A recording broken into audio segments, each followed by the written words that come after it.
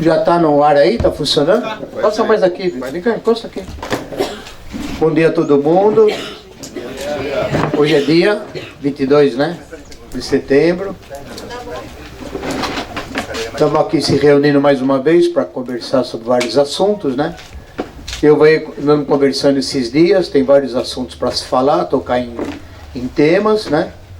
Depois nós vamos dar uma andada por aí, vocês vão ter uma noção o que é o que deixa de ser. Veio gente aqui de Santa Catarina, Paraná, né? Outra região fora do estado, mais alguém? Não, o resto aqui é tudo de São Paulo, tudo capital, por aí, é isso? Ok. Obrigado pela presença.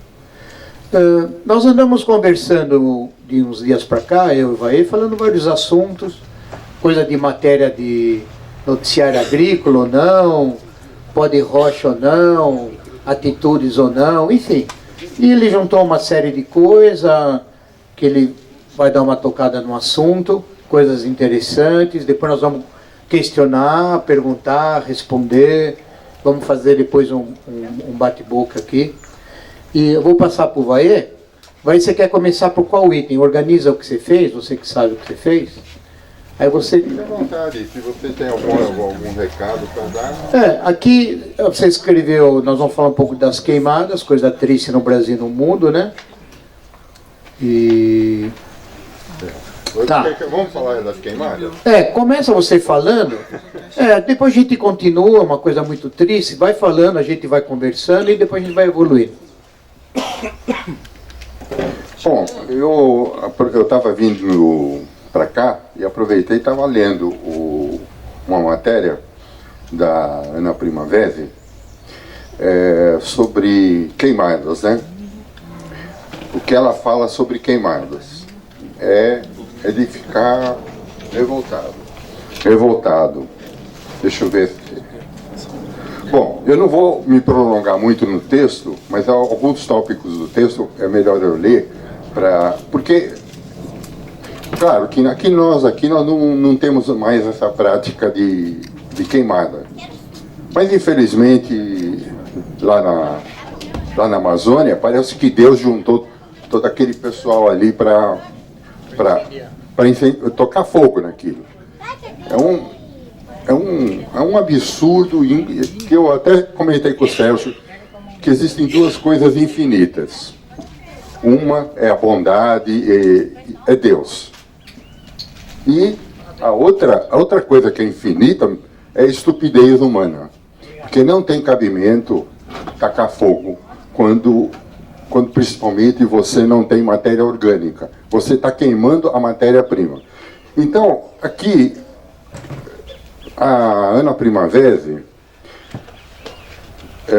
ela diz o seguinte: na agricultura subtropical, a prática de queimada tem elevada importância, secando uma terra, seja pelo sol ou pelo fogo, e reumedecendo-a, provocando uma ativação altamente benéfica na decomposição de humus, o que resulta em uma maior produção de amoníaco e, consequentemente, uma maior produção de nitratos, caso o solo for inoculado depois com um pouco de terra viva. Bom, isso seria o procedimento correto que foi, durante milênios, foi aprendido e tanto na Índia quanto na China, eles têm essa prática. Eles tacam fogo e depois eles colocam estrume de gado para poder recompor a matéria orgânica que foi queimada. Então, o que ela diz é o seguinte, que essa prática que foi milenar foi o que formou o deserto do Saara. Foi também uma das causas mais importantes para a situação do Nordeste. E agora, esse pessoal parece que está querendo acabar com a Amazônia, desertificando-a, causando outro deserto. Então, se houvesse um procedimento correto, tudo bem. Mas não, estão tacando fogo e entra na mata, o solo da Amazônia já é pobre. Será que o pessoal não entende? Nós estamos falando a esse respeito, principalmente porque esperamos que lá na Amazônia, pela internet, as pessoas se conscientizem disso. E procurem entender que estão dando um tiro no pé. Não tem cabimento a gente aqui ficar quieto e Deixar correr. Deixar correr como se fosse assim, não é um problema nosso. Não é um problema nosso. Então nós lamentamos profundamente o que está acontecendo lá e esperamos que o governo coloque gente que entenda de ecologia para poder tocar esse assunto, que saiba que em vez de gastar dinheiro com isso, aquilo, distribuam como é que é a que corta roçadeira. Distribua a roçadeira para a pessoa de graça, é melhor do que ficar tocando fogo. Tem dinheiro, tem ONG, gastam dinheiro com ONG para lá e para cá. Agora, dá uma roçadeira para o pessoal, pelo menos protege o solo. Mas cobertura morta, pelo menos, né? Exato.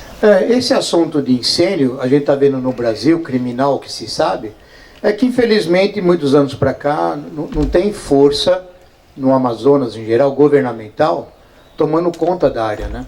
Então, muitas pessoas, grupos vão tomando conta daquilo, lá tem muita riqueza, não importa se é mineral ou não, e vai ficando um território sem dono, né? Por isso que alertou o mundo todo, o mundo falou, não, nós tomamos conta do Amazonas. O governo brasileiro há 20, 30 anos não está fazendo a parte que deveria se fazer, que é proteger o território, atiçou o lado do mundo de lá, então o Amazonas é nosso, olha o perigo, entendeu? E ali é simples, é botar mão de ferro ali, governo federal. Tem soldado para isso, tem gente armada para isso, tem lei, não tem lei, faça lei, proteja o Amazonas com mão dura, vê se funciona ou não. Lógico que funciona, é só querer resolver e não ficar nessa situação tudo na base do mais ou menos, né? Aqui tem nosso ajudante, né, morceguinho? Muito bem. Então, esse assunto de incêndio no Brasil está grave, em outros países também. E minha menina mora na Austrália há alguns anos, ela informou que também em florestas na Austrália, 10 dias para cá, tacaram fogo. Mesma coisa. E mesmas coisas em outros países também. Algo está ocorrendo, se também é fator clima, pelo calor, também alguma fagulha também pega fogo também, e também tem coisa criminal. Mas o que eu quero dizer com isso? Todo esse incêndio que está ocorrendo e vai piorando, vai piorar o nosso meio ambiente. Não tem jeito, é ruim. Mata plantas, mata animal, desorganiza uma cidade, pessoas morrem, outros animais morrem. E isso acabando tendo um descontrole no planeta como um todo, né? Porque desorganiza uma região. Você perde o ritmo, né? Não importa o estado onde está ou qual é a cidade. Então nós estamos vendo que agora, de tempos para cá, no mundo em geral, nós estamos em épocas difíceis. Ou é fogo ou não é fogo, é vento ou não é vento, é chuva de gelo ou não é. E o agricultor em geral, por aí afora mundial, que nem eu aqui pequenininho, que eu sou uma formiguinha, perde safra de fruta ou de grão, porque numa noite vem um vendaval, ou é falta de chuva, ou é granizo, ou seja o que for. Então nós estamos em época de perca de alimento mundial, que aliás o nosso grupo já de 5, 8 anos, a gente vem alertando que isso ia acontecer a partir de 2018. Estava na cara. Para mim, 11 anos. Que a gente fala isso? Eu nem lembro mais. Porque é visível que a brutalidade só traz mais brutalidade. E quem paga o pato? Nós, a humanidade. Por isso que aumentou a fome no mundo, está caindo a colheita mundial. Agora os governos estão falando a verdade. A gente contestava o que falavam por aí, que aumentou a colheita mundial e a colheita no Brasil de grãos, etc. Eu falava, não é verdade essa notícia. Agora falaram a verdade. De 3, 4 anos para cá, queda por hectare de 12% a 18% ano após ano. Caindo, todo ano caindo colheita, por algum motivo. Seca a seca, chuva a chuva, vento a vento, tempestade a tempestade. Então, está regredindo. Porque está tendo uma mudança no planeta. Ninguém vai entender o que está acontecendo. Mas está acontecendo. Por isso que o nosso grupo há anos, a gente fala em produção de fruta, ou um alimento, cada um na tua casa. Cada um no teu terreno pequeno, de sobrevivência. Nós estamos falando isso, o nosso foco é esse, né? E nós estamos vendo que nós não estamos errados. Por isso nós falamos o básico, mostramos o básico, para vocês produzirem alguma coisa. Nós falamos o que é normal, o que é básico. Aqui ninguém tem estudo de nada, já cansamos de falar. De nada. A gente tem um pouco de prática, né? E a gente fica contente de ver que o grupo, nesses poucos anos, está tanto sendo ouvido por aí afora, nossos programas sendo bem avaliados, porque nós não mentimos, não estamos inventando. Tem uma etiqueta andando aí, que é a história... Então, esse aqui é o seguinte, eu fui 3 dias atrás, um senhor chamou a gente, um casal, Douglas. Lá, como ele chama? Douglas. Lá na Alphaville, e conheci ele num outro local, um mês atrás, ele falou, Sérgio, você veio um dia na minha casa? Ele é amigo do Hélio, amigo nosso que está no grupo, né? Eu falei, vô, o que você tem? Não, eu tenho 3 pés de uva na minha casa que nunca produz, tem caixa e cai o cacho. Você vai um dia lá? Eu falei, vou. No outro dia a gente marca, eu vou aí. Acabei indo na casa dele. Moral da história, para não incumpridar. Eu vi o que a gente chegou vendo já em outros locais. Para mim foi até um susto. Ele tinha lá 3 videiras no terreno dele, uma casa bonita, um jardim bem feito. E o que, quando eu vi brotado as 3 videiras dele, as folhas é do cavalo 572, do porta-enxerto, né? Bonito, pé de 2 anos, mas bem vigoroso. E aí eu vi umas etiquetas penduradas, eu olhei assim, coloquei meu óculos para entender o que era, e eu vi a lápis escrito Niagara Rosa, e atrás R$220. Eu perguntei para ele, o que é essa etiqueta? Ele falou, é o que eu paguei de cada mudinho aqui 2 anos atrás, de um viveiro que ele comprou. Falei, olha, te venderam galho de cavalo, esse é o cavalo 572, por isso teus cachinhos caem tudo no chão, porque aborta, que é normal, e você pagou R$220 as 3 mudas? Ele falou, não, Sérgio, paguei 220 cada uma. Falei, gente, isso se faz num país sério? Enganar o próprio brasileiro? Então ele estava decepcionado, a esposa dele estava desanimada, dizendo o quê? Que em Alphaville não dá fruta. Aquela frase que a gente fala, não é que não dá fruta, vocês estão sendo enganados. É isso que o nosso grupo, inclusive, ajudou a acabar isso no Brasilzão de anos para cá. Eu acho muito chato gente do próprio Brasil enganar o próprio brasileiro. Isso é um modelo, foi muito perverso no Brasil. Nós somos contra esse tipo de coisa. E está mudando, eu acho que um tem que ajudar o outro. E não eu pegar o Vaê, eu pegar o outro, eu pegar a Conceição, jogar no barranco, jogar no lixo. Ah, tomei tua carteira, te enganei, que legal. Eu acho isso uma tristeza. Por isso que nós, humanidade, não estamos indo para lugar nenhum. Porque esse modelo é mundial, e mais no Brasil. A tal pegadinha, a tal vantagem, é muito feio. É muito feio. Que jeitinho brasileiro. Jeitinho brasileiro. Eu acho que isso não tem mais graça. Eu acho que não temos mais tempo de brincadeira, não tem tempo de mais ou menos. Eu acho que um tem que ajudar o outro, que nem nosso grupo, a gente faz tudo de boa vontade e a coisa se multiplicou. E estamos pedindo, inclusive, daqui para frente, porque para quem não sabe, dia 2 agora que eu digo, de novembro, né? Daqui 40 e poucos dias, vou lançar o nosso livro, que eu desde os meus 18 anos queria fazer um livro, e não dava para fazer, lógico, 45 anos atrás, era uma conversa. Chegou o momento agora, e em dezembro começamos a fazer um livro com uma historiadora, amiga nossa há 20 anos, chama Sônia Maria de Freitas, a grande historiadora.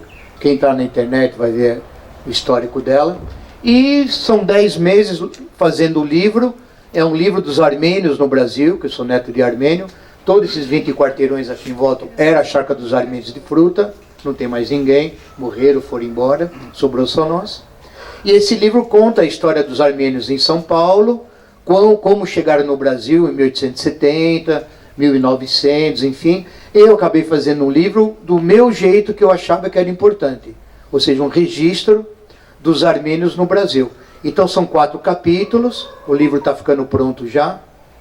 E um capítulo é o armênio como chegou no Brasil, o seu comércio em São Paulo, mais de 200 famílias estão citadas, muito interessante. Todos os dados buscados de arquivos do Brasil, nada é chute. Aí outro capítulo é da minha família e o ramo calçadista. Os armênios lideraram a indústria calçadista de 80 anos para cá. Minha família fez parte disso. É um capítulo só da indústria calçadista brasileira, dos armênios. O terceiro capítulo é os armênios em Osasco. E o quarto, os armênios em Ferraz. Então é um livro muito interessante, muito bacana, onde eu conto uma pequena história de Ferraz da Uva Itália, tem um capítulo pequeno. E como no livro não tenha mais espaço, ele já deu 290 páginas, são 330 fotos inéditas, nós conseguimos desde 1860 para cá, sobraram 550 fotos fora do livro, não tem onde pôr. Então eu vou fazer com a Sônia um museu virtual dos armênios, para que coloque fotos a partir do lançamento do livro, fotos do Brasil, de armênios, fotos que estão nas gavetas jogadas por aí. Então vai ter um museu virtual para colocar o resto do material que não deu no nosso livro. Nosso livro vai ter 290 páginas, já está bem pronto, e livro de primeira, capa dura, costurado, papel de primeira, tudo de primeira. Eu fiz o que tem que ser feito de top, fiz minha vontade. Na sequência, eu falei com a Sônia, Sônia, o que eu vou fazer com essa história de Ferraz? Porque dentro do livro eu fiz umas chamadas sobre Ferraz, né? Então tem a primeira festa da Uva Itália do Brasil, foi aqui em 1962, temos as fotos do primeiro evento, está no livro, fotos maravilhosas. Mas tem muita história, então eu resolvi com ela, a partir de fevereiro, eu vou fazer um outro livro menor do que esse meu, lógico, um livro mais modesto, mais bacana, só sobre Ferraz. Nós temos muita coisa já guardada, então eu vou lançar um outro livro, abril ou maio do ano que vem, é um livro só sobre Ferraz, é uma coisa que eu estou contando agora, tá? Então, o que está acontecendo? Depois do lançamento do livro, o grupo vai crescer muito mais do que já é. E o Vaed já vem comentando que ele vem passando dificuldade de controlar todo esse grupo pela internet. Então, o que nós estamos fazendo um apelo daqui para frente? Após o lançamento do livro, é dia 2 de novembro, já está marcado, vai ser na Assembleia em São Paulo, dos deputados, lá no Ibirapuera, cederam um salão para nós, e vai ser um evento das 2 da tarde às 7 horas da noite, dia 2 de novembro, já está marcado. Vai ter lista de presença, logo mais nós vamos anunciar, para ter um controle, né, quantas pessoas vão vir. Do nada que eu já somei, já deu 250 pessoas, do nada, nem abri a boca ainda, pelo que eu contei, já deu 250 pessoas no dia. Fora o que vocês vão vir, o nosso grupo ainda, que eu ainda nem somei. Então, não sabemos quantas pessoas são, mas vai estar organizado para receber todo mundo, tá? Então, com o lançamento do livro, a própria Sônia, historiadora, meses atrás, ela vinha falando, Sérgio, se organize, avisa teu povo, vocês vão ter problema de crescimento mais do que vocês já são. Peguem mais gente que ajude vocês. E o Vaê já tem comentado comigo que mais um pouco para frente, não tem como dar conta de organização em termos no YouTube ou não, do Face ou não. Vamos precisar de gente, logo mais, realmente nos ajude a controlar em termos de Brasil, gente que esteja disposto a nos apoiar depois do lançamento do livro, porque vai crescer muito. Porque depois do lançamento do livro, nós vamos ainda mostrar o nosso livro em 4 canais de televisão. Eu vou estar no presente nesse programa com a Sônia. E nós vamos dar o nome. É 2 programas agrícolas e 2 não agrícolas. Então, vai ter muita visualização o nosso livro. E lógico que dentro tem o capítulo 5 folhas do nosso grupo fanático. Está lá dentro, como ele nasceu, como deixou de nascer, as nossas viagens, os nossos 1000 e tantos programas. Está tudo lá sintetizado. Então, o livro tem uma carga histórica muito grande. E a Sônia falou, se vocês não se organizarem, vocês vão ter problema. Por isso que eu já tenho anunciado 2 meses atrás, nós vamos lançar aqui, nós vamos fazer aqui na chácara, lá num local, um estúdio, com câmera, já estão doando para nós. Nós vamos ter um estúdio aqui montado, para que a gente tenha encontros aqui, 1 ou 2 por mês. Encontros ao vivo, live ao vivo, né? Então nós vamos ter aqui um estúdio independente, entendeu? Eu estou sendo obrigado a fazer isso. As coisas estão arrastando a gente. E eu tenho um gibi pronto, sobre a história de Ferraz da Uva Itália, coisa que eu fiz há 20 anos atrás, está guardado comigo.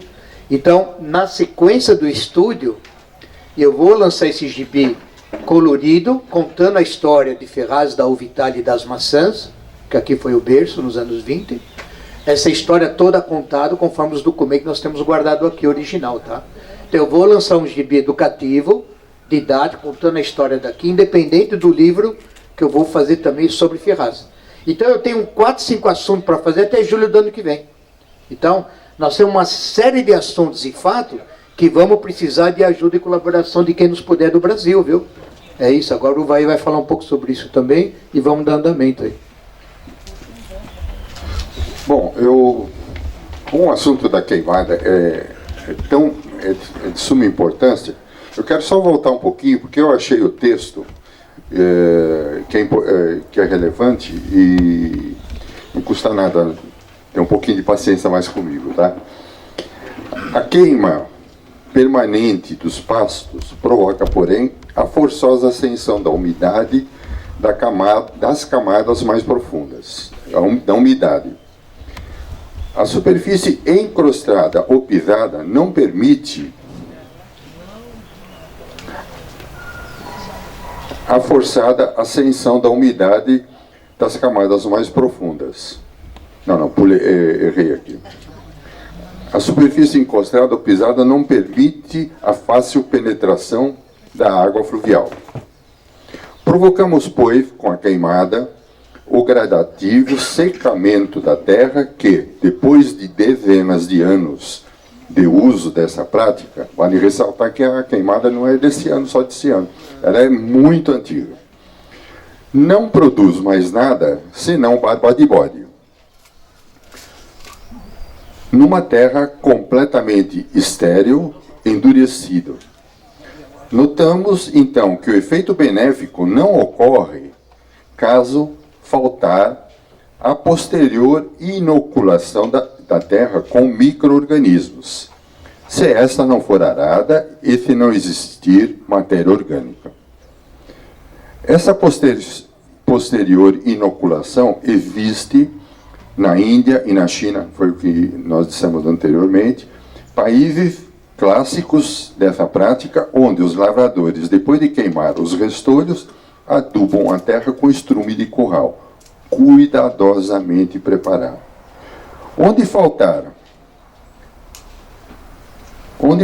essa adubação com estrume, assistimos à mais pavorosa devastação das terras pelo fogo. Assim, por exemplo, os nossos índios, na América Central, devastaram por completo os seus milharais pela prática de colher, queimar, plantar, fazendo isso um furo na terra, mediante uma vara para poder estocar as sementes. Bastaram 7 conquistadores para destruir o seu império debilitado. O nosso Nordeste brasileiro foi também arruinado pela mesma prática, foi o que eu falei. Então, não é a minha opinião, e sim a da Ana Primavera. Não precisa falar mais nada, né? Não é? Então, é a tragédia anunciada, o que está acontecendo.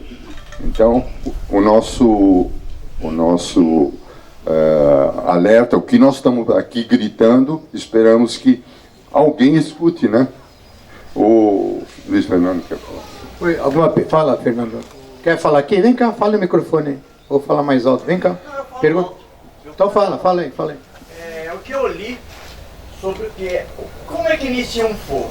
Uma latinha de Coca-Cola, um papel alumínio desse de chave, num mato, reflete uma luz, aí pode haver uma fagulha também do calor, e aliás, também tem. Chegou dentro da internet, aquela aguinha ali dentro, se entrar uma luz mais ou menos, bate a luz na água da garrafa, pode pegar fogo também.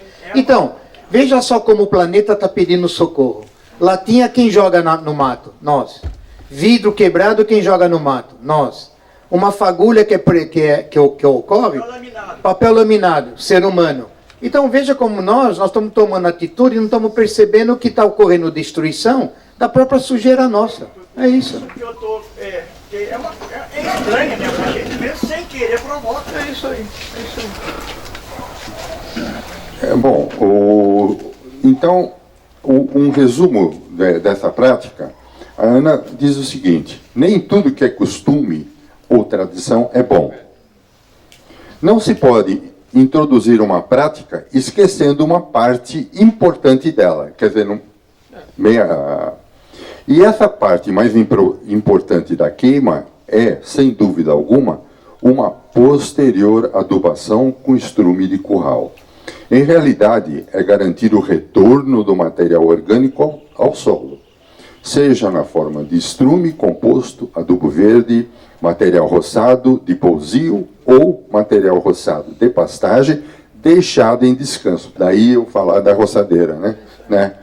Sem pastejar por algum tempo. Então, tudo tem o seu manejo, a sua prática, e lá em cima não está sendo conduzido absolutamente de forma correta, né? Bom, vamos falar de outras coisas mais? O excesso de nitrogênio. Vamos falar de excesso de nitrogênio? Aliás, a Débora está aqui, né? Eu já até conversei com ela, expliquei direitinho. Porque o que acontece é o seguinte, nessa época do ano, inclusive eu já postei foto da minha mão em folha, e muita gente fica aquela impressão que uma folha grande é uma árvore, uma videira bem nutrida. Na verdade, é excesso de nitrogênio, como eu expliquei. Então, e a gente não sabe se é porque foi adubo químico ou também os próprios micro-organismos, eles sequestram o CO2 e transformam em nitrogênio também. Então, mas a gente tem que estar plenamente consciente de que o desequilíbrio nutricional da falta ou do excesso é prejudicial, né? Então nós temos que ter uma adubação equilibrada. Sem exagero. Sem exagero.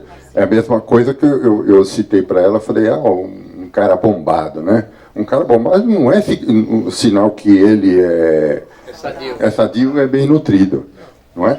Então, é a mesma coisa. Para ficar imune o excesso de nitrogênio, em literaturas que eu li, ele é uma porta aberta à entrada de fungos. Então, a gente não precisa ter essa neura de ter folha grande. Só isso que eu quis dizer. A gente precisa de uma nutrição equilibrada, nas proporções corretas, né? Se alguém tiver alguma dúvida a esse respeito, ou quer... Deixa eu dar um toque. Às vezes ocorre algum porta-enxerto de videira, isso eu já vi 30, 40 anos para cá.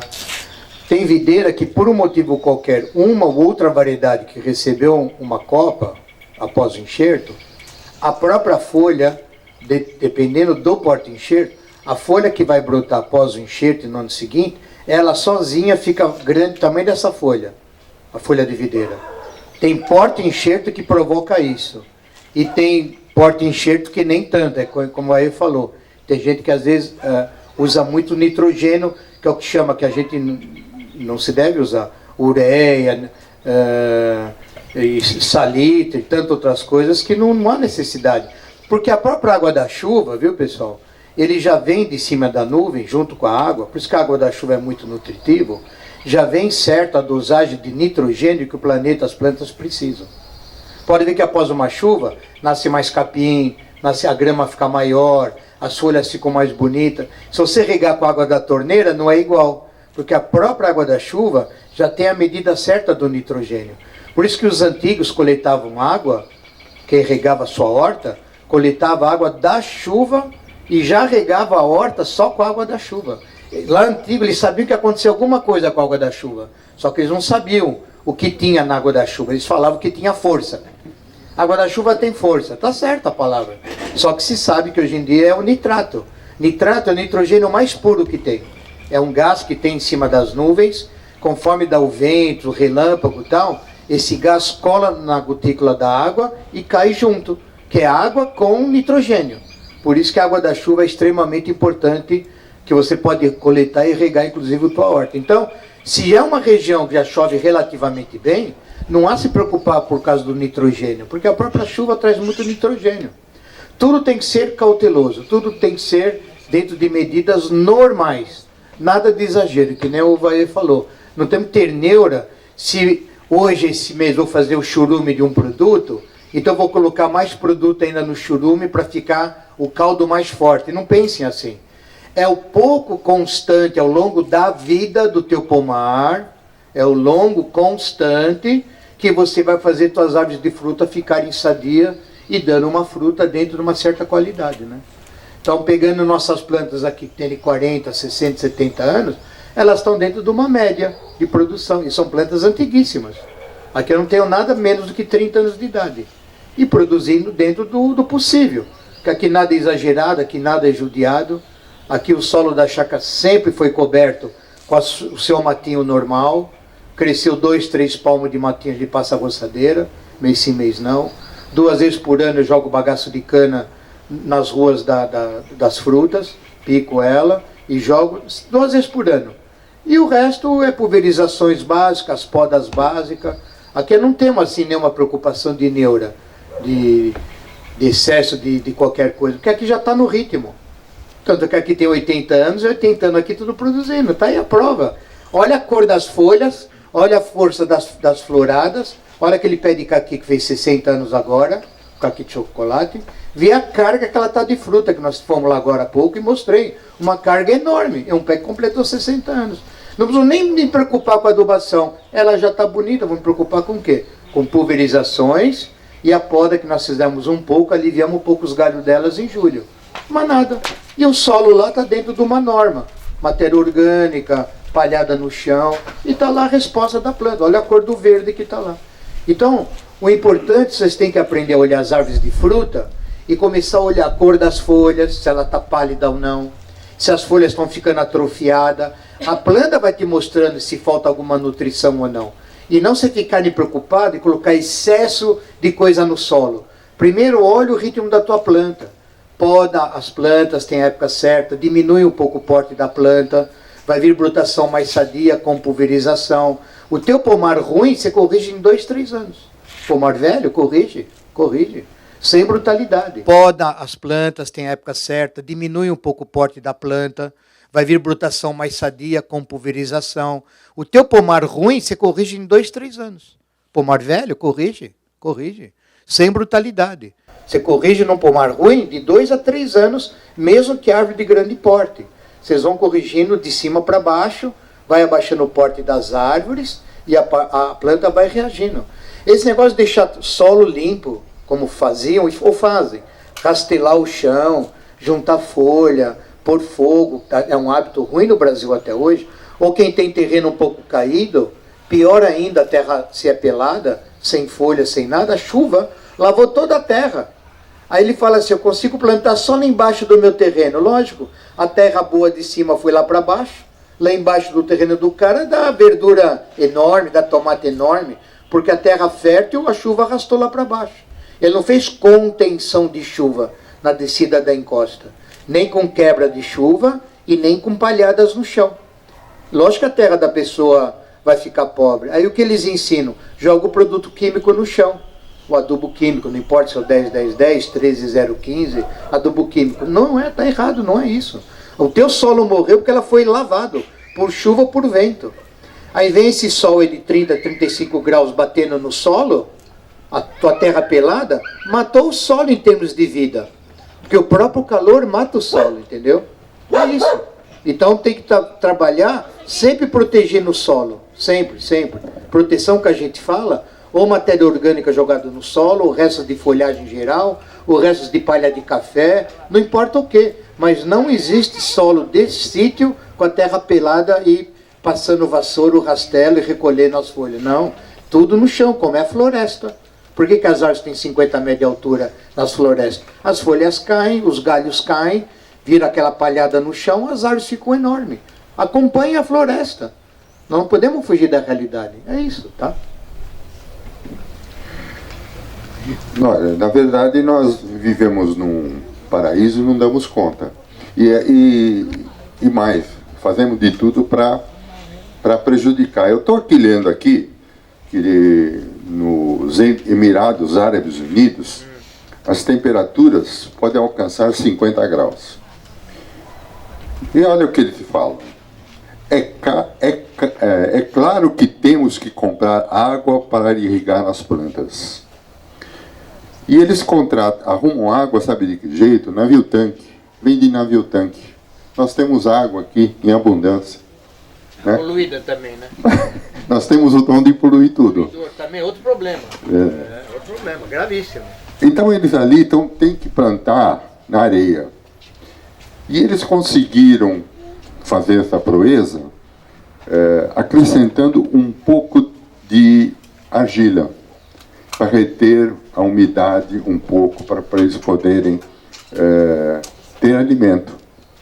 Então veja, enquanto eles lá lutam para superar enormes dificuldades, nós aqui não damos conta de absolutamente nada. Não damos valor. Não.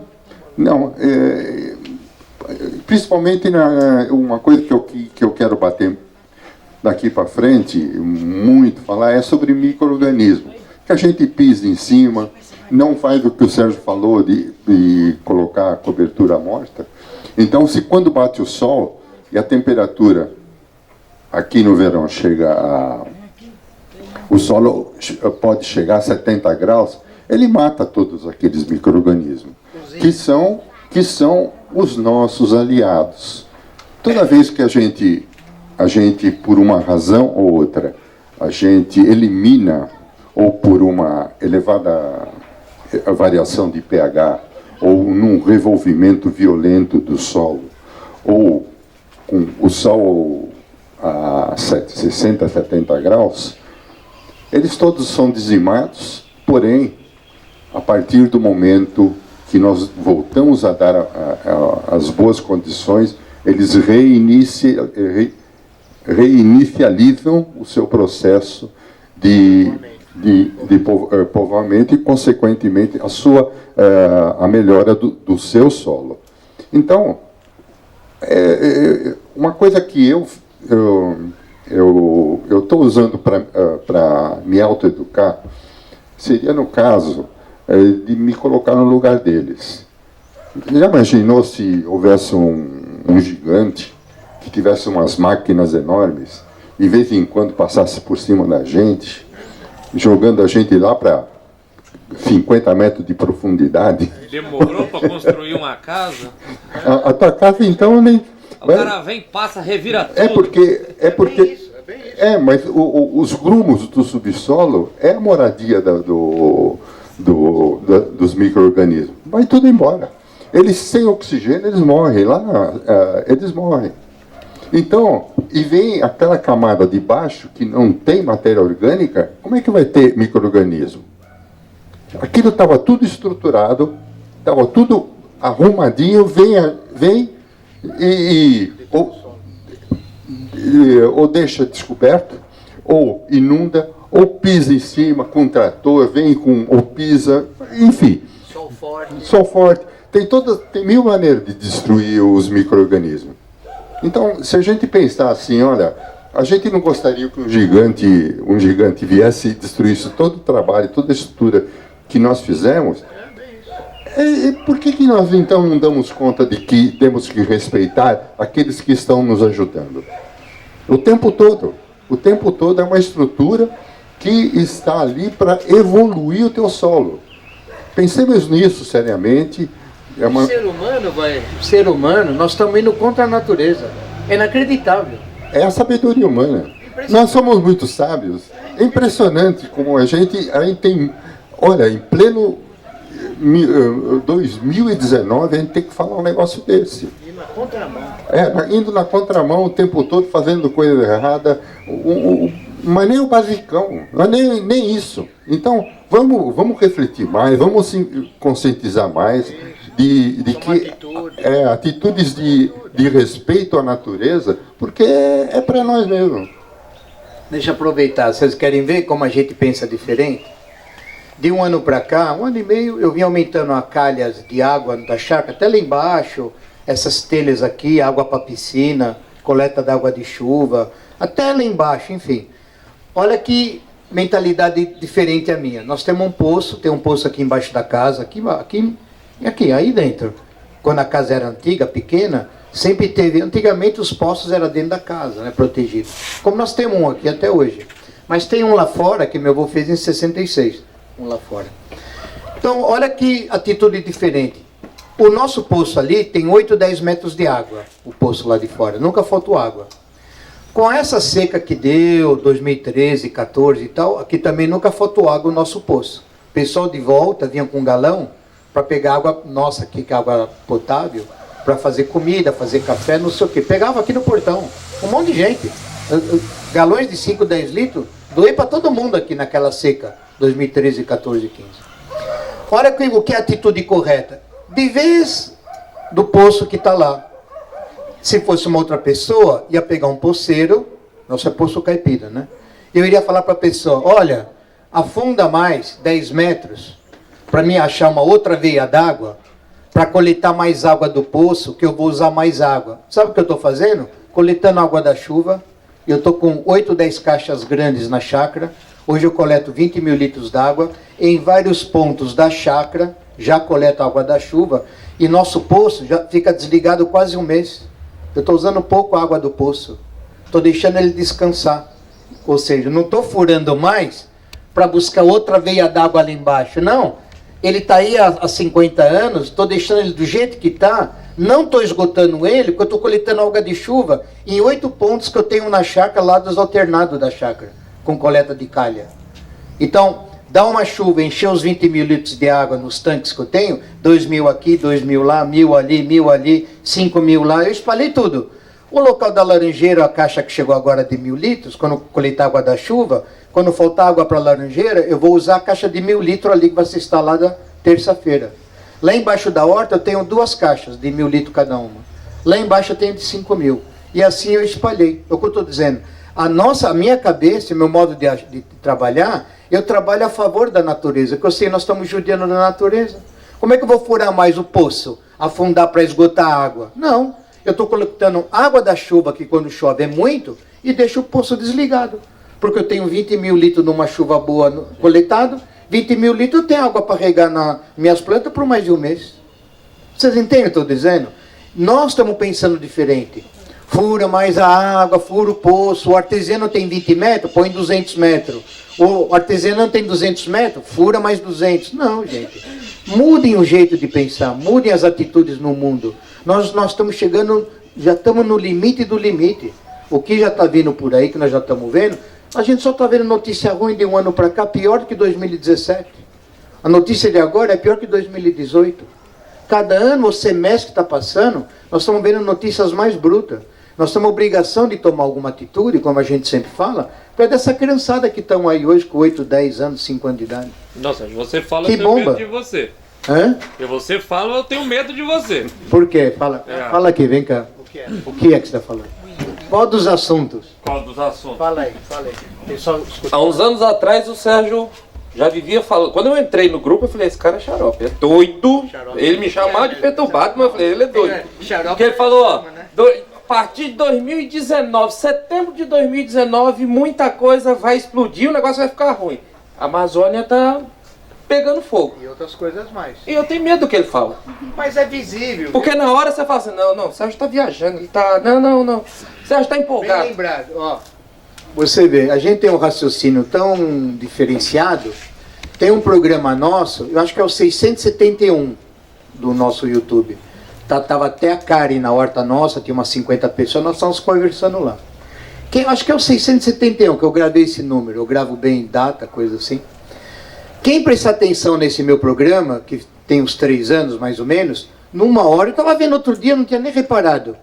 De vez em quando dou uma olhada, dou uma sapiada e tal. Aí eu vi o programa que eu estava lá com a Karen, falei, deixa eu ver o que a gente falou nesse programa. Aí cliquei ali, vi tudo o programa, eu falei coisas muito sérias, que realmente aconteceram. De repente, antes de eu passar o microfone para a Karen, pode olhar esse programa. Nem eu lembrava que eu tinha falado assim, antes de passar o microfone para ela, para a Karen. Olha, pessoal, vocês se preparem em setembro de 2019 as bombas, hein? Passei o microfone para ela. Para a Karen. Quando isso eu vi, faz uns 5 dias, nem eu lembrava disso. Saiu da minha boca. Veja o que eu falei 3 anos atrás. Se preparem para setembro de 2019. Está gravado. Quer dizer, se deu certo ou não deu, se eu cheguei perto ou não cheguei, não importa. Mas as coisas estão acontecendo.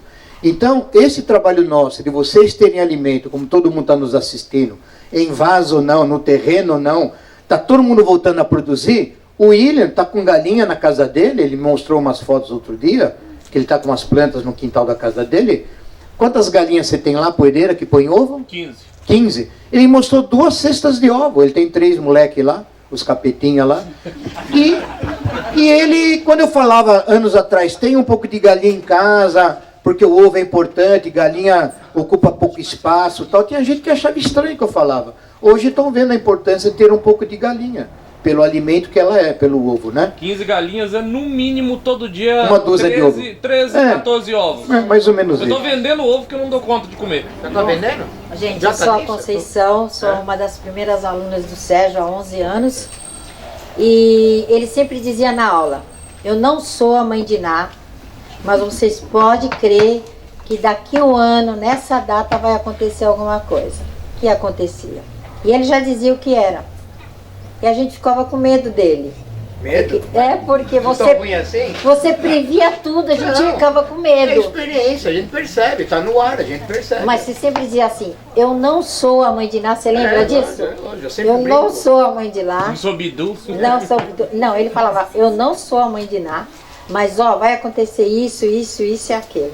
E acontecia. Sabe o que acontece? Quando você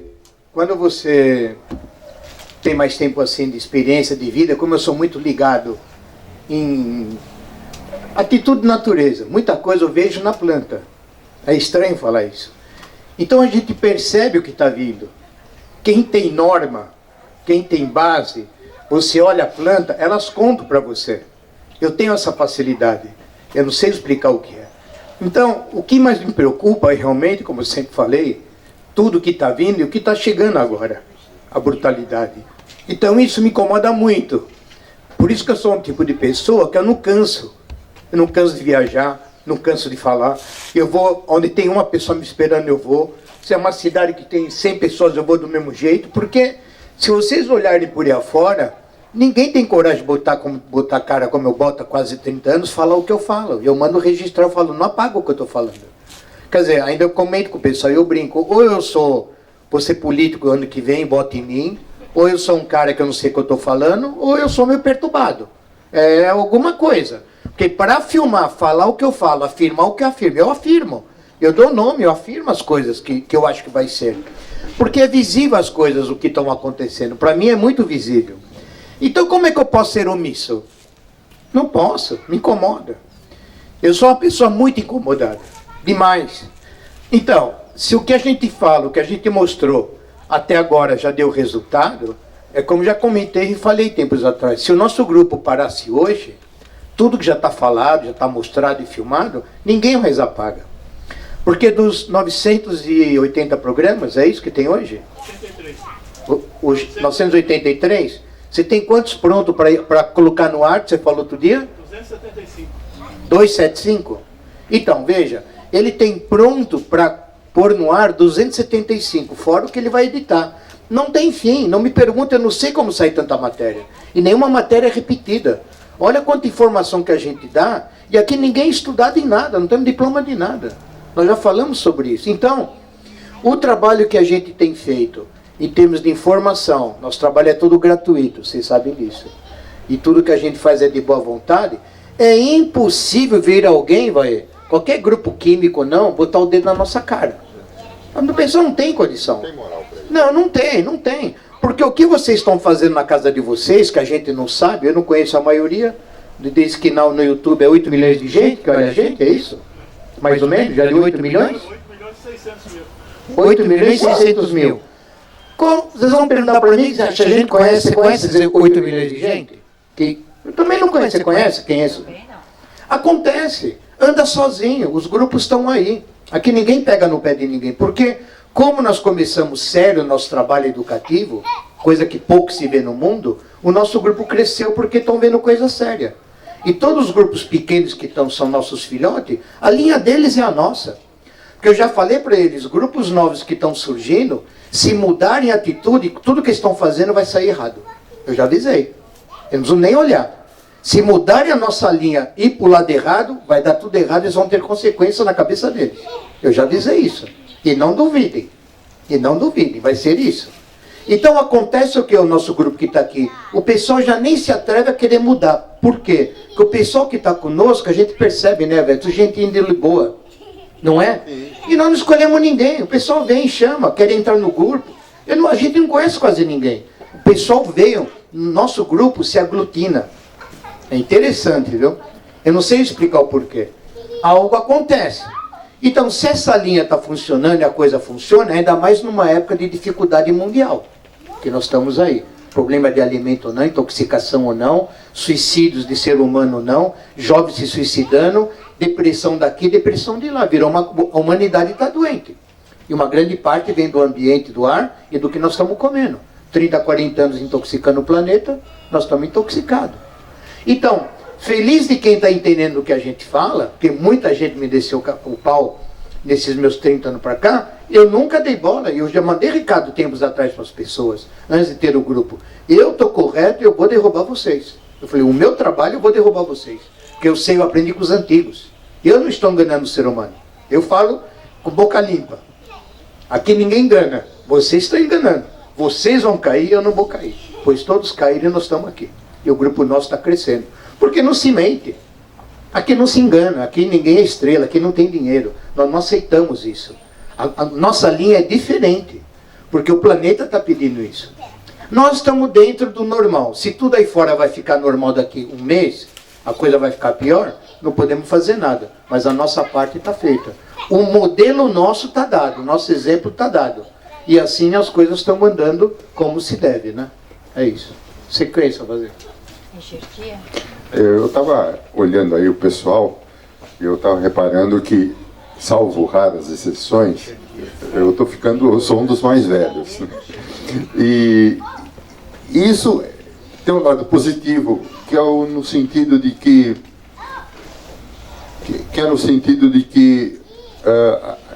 a gente faz um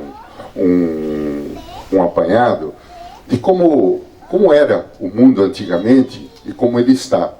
As doenças que tinham naquela época, a evolução e o aparecimento, é o que o Sérgio estava falando, o aparecimento de diversas doenças, a mudança de comportamento mental das pessoas, tudo em função da qualidade dos alimentos que a gente está consumindo. Então, todo esse ambiente que acontece com o ser humano, o mesmo se reflete na natureza, no campo, nas plantas, nos vegetais.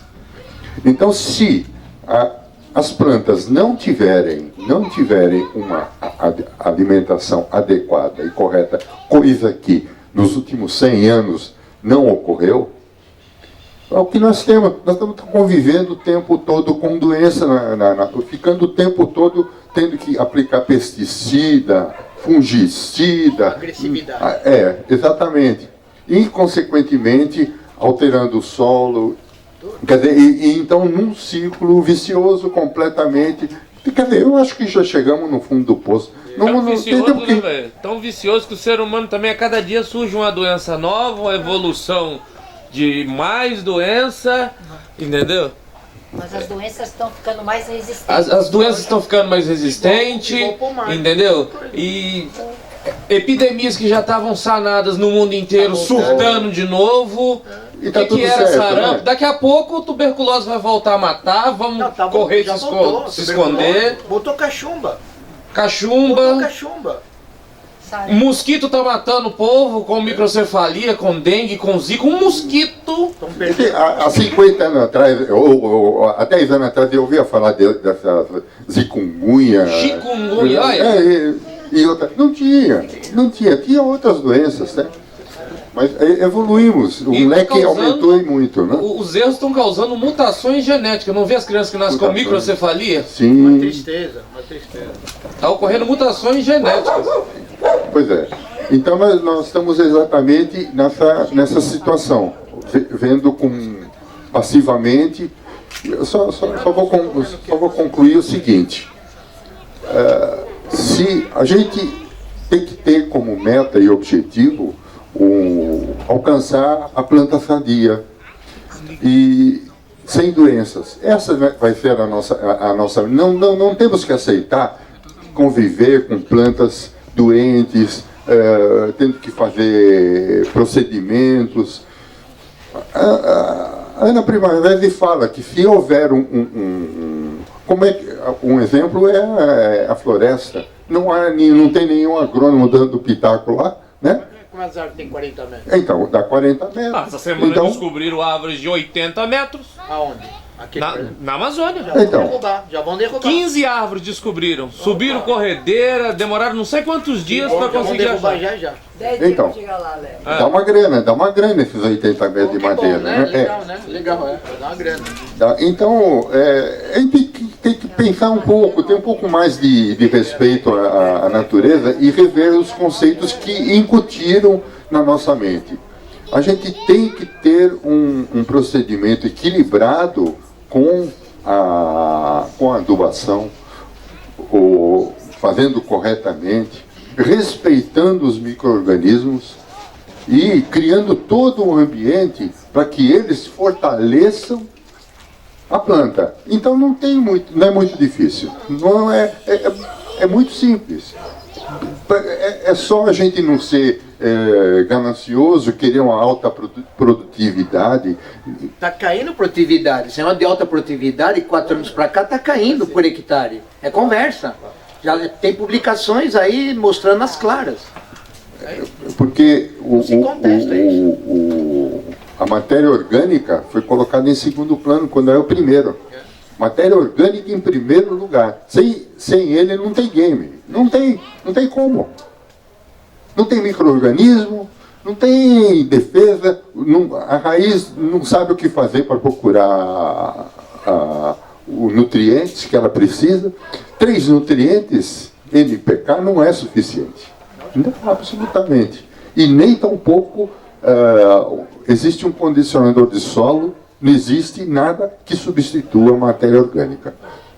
Então, vamos rever tudo isso, vamos procurar com equilíbrio, fazer com que os nossos resultados apareçam e as outras pessoas vejam que o que nós preconizamos funciona. O Baê marcou, nós temos conversado sobre alguns assuntos, nós temos conversado sobre fazer um treinamento para quem quiser. Nós vamos ter enxerto verde, que se faz em dezembro, tá? Talvez nós vamos abrir uma oficina aqui em dezembro para fazer enxerto verde, que é o mesmo tipo que se faz em julho, tá? Só que são épocas diferentes. Então, nós vamos anunciar na hora oportuna aqui enxerto verde. Se você quiser falar alguma coisa sobre isso, você fala. Nós vamos também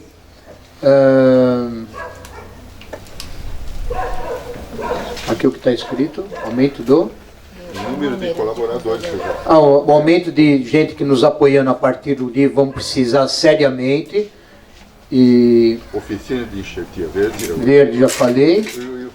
E por último vai falar sobre o pó de rocha, tal, coisas importantes que estão aqui. Então, no modo geral, o que nós temos que falar assim de top, nós já falamos. E o Vaeres vai falar um pouquinho de pó de rocha, essa coisa importante que é antiga, que agora quebrou a barreira do silêncio no Brasil, né?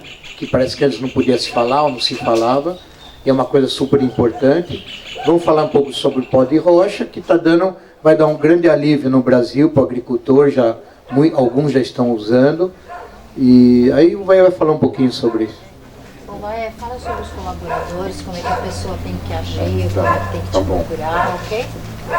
Ok. O número por falar em colaboradores,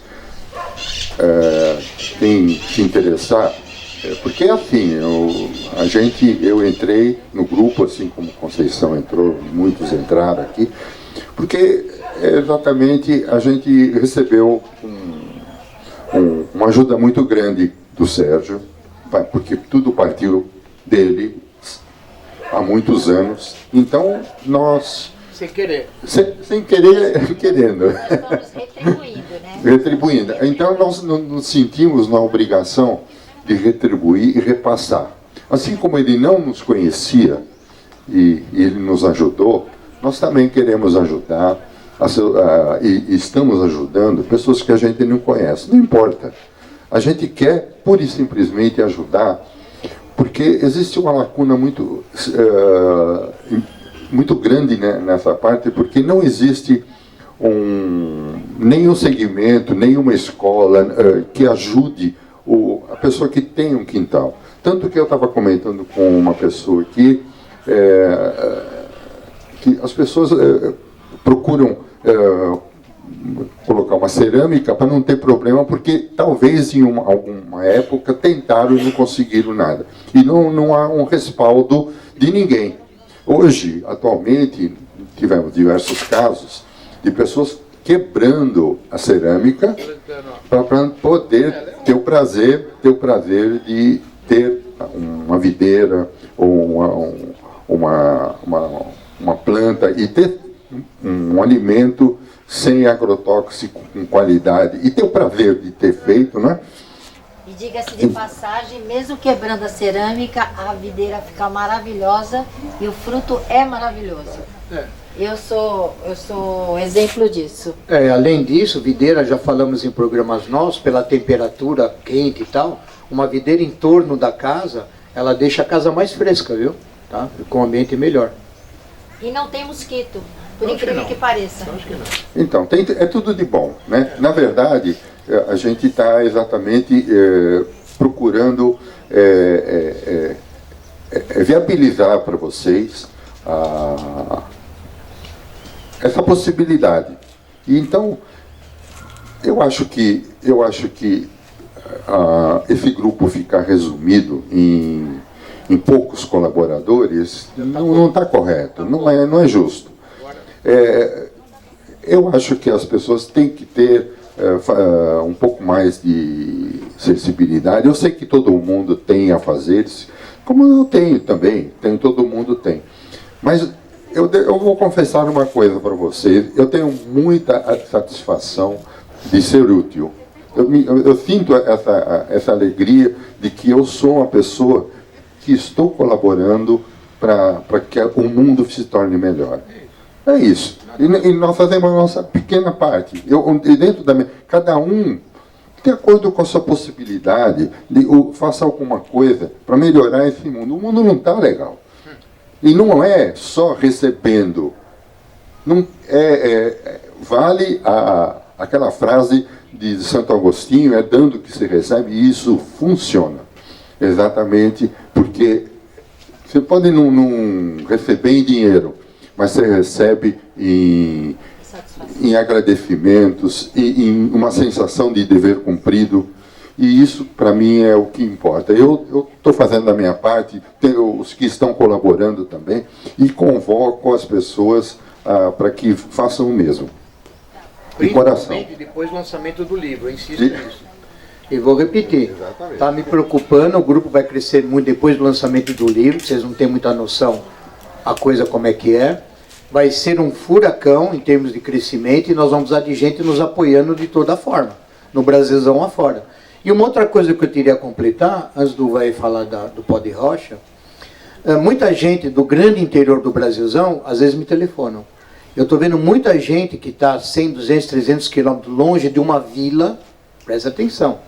Tem gente do interiorzão do Brasil, longe de uma vila, não é que eles moram na vila, eles estão longe da vila, quilômetros e quilômetros. Dizem que para pegar o sinal do nosso programa, onde eles estão não tem sinal, eles pegam os amigos, um carro, 3, 4, 5 amigos, não sei mais quem, andam 30, 40 quilômetros numa outra região, onde eles sobem um morro, a conversa, para pegar um sinal, para olhar no celular nossas matérias. Olha coisa de louco. Está sendo útil para esse pessoal que tem pouquíssimo recurso, quase sinal nenhum tem, e recurso então de matéria-prima nenhuma, estão aprendendo a fazer só matéria-prima no teu terreno, restos de folha do sítio, restos de galho, esterco do animal, palhadas em geral, Quer dizer, eles não têm de onde buscar matéria-prima. Primeiro que já não tem dinheiro, e não precisa disso. Eles estão aprendendo a fazer a sua matéria-prima para o teu solo, para a tua horta ou não. Então, uma coisa que nós temos que se preocupar daqui para frente, isso eu falo para quem está do lado de lá, que já pertence ao grupo, para que a gente comece também a ficar de olho mais aberto para essas pessoas que são mais carentes, que estão longe, regiões muito longe nesse Brasilzão afora. Nós estamos sendo muito úteis, eu não sabia. Os programas estão chegando ali e muita gente voltou a mexer em 10 mil metros de terreno abandonado do avô, outro tem um alqueire, outro tem 100 metros quadrados. Eu tenho visto notícia, informação de todo que é jeito. Então estão vendo, estão entendendo e perderam o medo de mexer na terra, sabendo que não precisa gastar dinheiro para você refazer uma terra voltar a produzir com sua horta, com seu pepino, sua verdura, seu pé de limão, seu pé de laranja. O pessoal estava com medo de fazer uma arrumação no terreno, eles não têm mais dinheiro. Como nós falamos que dá para corrigir sem dinheiro, o pessoal começou a se animar. Então, o trabalho nosso está sendo muito útil, além do que a gente imagina, pelos depoimentos que eu tenho escutado, viu?